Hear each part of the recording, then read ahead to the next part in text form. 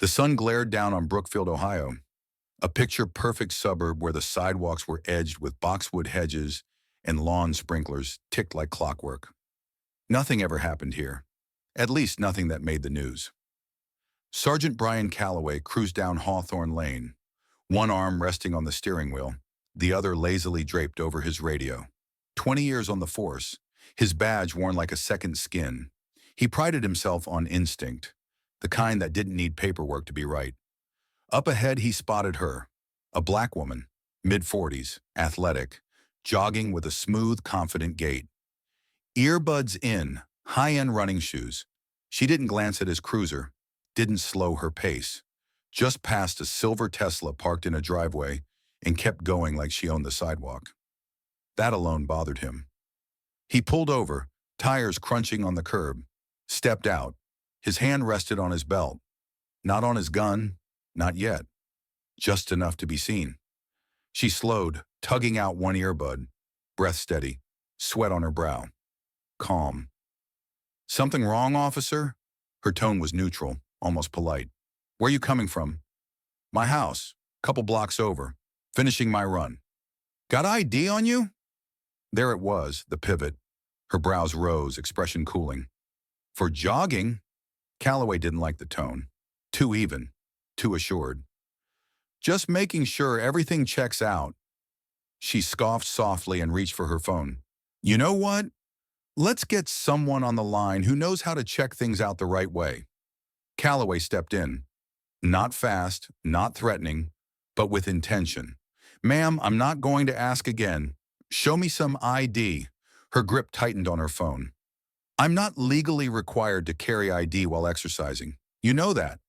I'm investigating suspicious activity." "What activity? Jogging?" He hesitated. "You passed a residence with a high-value vehicle."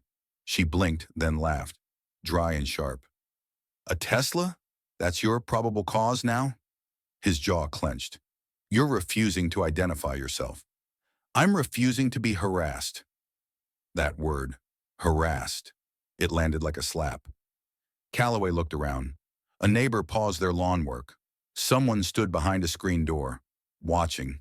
He stepped forward again, closer. "You're resisting my investigation. Number, I'm calling out your abuse of authority." She moved slightly, fingers twitching near her phone. That was all it took. Calloway grabbed her wrist, twisted her arm behind her back. The cuffs snapped into place like punctuation. "You're under arrest for obstruction." "This is a mistake. You should have cooperated." Voices murmured. A man across the street began filming. A woman clutched her tote bag tighter. No one moved, but everyone watched.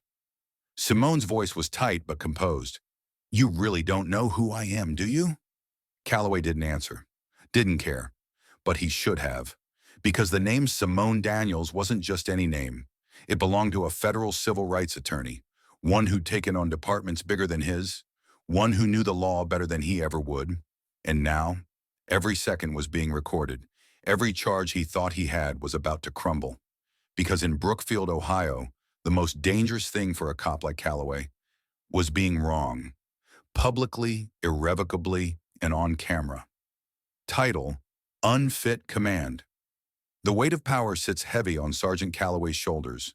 Not as burden, but as badge. He doesn't see the mistake. He sees a win. Another suspicious person neutralized. Another report wrapped in the armor of procedure. Another moment where he gets to walk away feeling untouchable. But today the air around him has changed. A small crowd begins to form. A man across the street films steadily, his phone held upright like a gavel. A woman near her mailbox shouts, "She wasn't doing anything." Calloway doesn't flinch. He presses his radio. "Dispatch, I've got a 1015. Female suspect refusing to ID, requesting transport." Simone Daniels, still cuffed, still composed, lets out a breath of bitter disbelief. "You really think this is going to end well for you, huh?" Calloway doesn't answer. Doesn't need to. The badge has always had his back, or so he believes. Then another voice cuts in, calm, authoritative, male. "Excuse me, officer, what's going on here?" A man in his 50s steps forward. Well-dressed, self-assured, Not just another concerned neighbor. His tailored shirt is open at the collar, jacket slung over his shoulder. His eyes move, from Simone to the cuffs to Calloway. Calloway doesn't blink. "Sir, I need you to step back." But the man doesn't move. He narrows his eyes. "She's in cuffs. For what exactly?" "Uncooperative, suspicious behavior," Calloway replies, the conviction in his voice faltering ever so slightly. Simone speaks, sharp but measured. "He stopped me while I was jogging. Asked for ID. I told him I wasn't required to carry one. And here we are." The man turns slowly back to Calloway. "So, you cuffed a woman for jogging?" Calloway stiffens. "Something's wrong. This isn't standard protocol. This isn't how they back each other up." Briggs faces him fully now, voice low, icy. "Do you even know who you just put in cuffs?" Calloway swallows. The street is dead silent. "Sir, she refused to identify." "Because she didn't have to," Briggs snaps, stepping in closer. "She broke no laws. And you—" He takes a breath, barely restraining his anger. "You just arrested your boss." Time stops. Calloway's mind races, but his body goes still. The cuffs in his hands, the weight of every watching eye, the recorders, the silence, the realization. Simone Daniels' gaze doesn't waver. "My name," she says, her voice slicing through him like steel, "is Chief Simone Daniels. I run this department." The words crash into Calloway like a freight train. Chief, chief of police, his superior. Every assumption, every ounce of perceived control disintegrates in an instant. Briggs doesn't wait. "Uncuff her, right, now." Calloway fumbles. His fingers shake as he releases the cuffs, stepping back like a man trying to disappear into the pavement. Simone rubs her wrists. Red welts mark her skin. Calloway's stomach churns. The crowd says nothing, but the silence is louder than any verdict. The phones are still recording. The moment has been captured forever. Briggs turns to the crowd, then to Simone.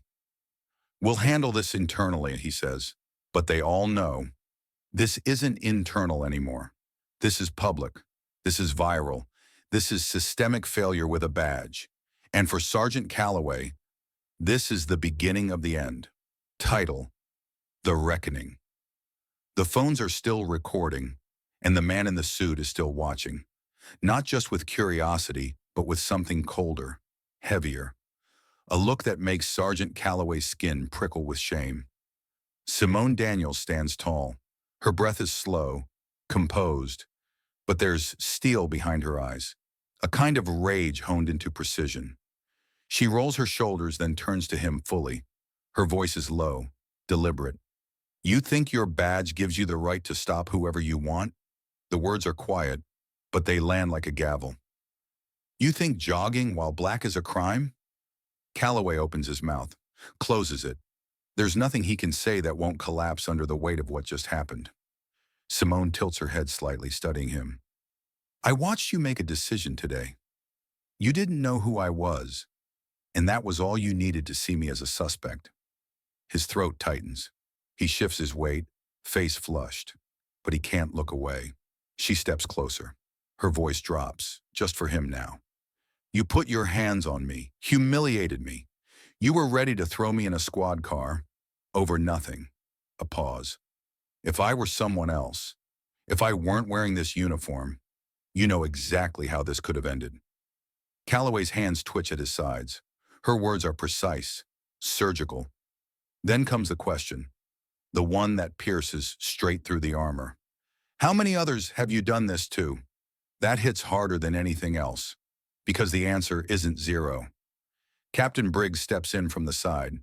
His tone is firm, final. "Sergeant Calloway, you're relieved of duty, effective immediately." A beat. "Hand over your badge and gun." The world tilts. Calloway's fingers hover at his belt. Pride and disbelief clash in his chest. But there's nowhere left to hide. The moment hangs thick with gravity. Finally, slowly, he unclips his badge, the symbol of authority he thought could shield him forever, and places it into Briggs's open hand. Then the sidearm. His heart pounds, but his face stays still, barely. Simone watches. No smugness, No victory in her expression, only a quiet, heavy disappointment. She shakes her head just once.